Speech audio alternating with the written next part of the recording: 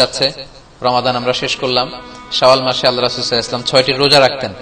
এখনো শাওয়াল মাসের আরো অনেকগুলো দিন আমাদের হাতে বাকি।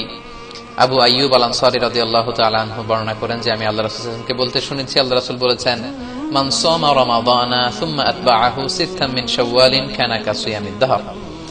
যে ব্যক্তি রমজানের সিয়াম পালন করলো, তারপরে শাওয়ালের 6টি রোজা রাখলো, সেজন্য সারা বছর রোজা রাখলো। তো এত বড় ফজিলতের সিয়াম যেন আমরা নষ্ট না করি। আমরা অনেকে হয়তো রাখিনি, সামনের দিনগুলোতে আমরা রাখবো, এখনো সময় আছে। এই শাওয়ালের রোজা আপনি একসাথে 6টা রাখতে পারেন, কিংবা ভেঙে ভেঙে আপনার সুবিধা মতো রাখতে পারেন।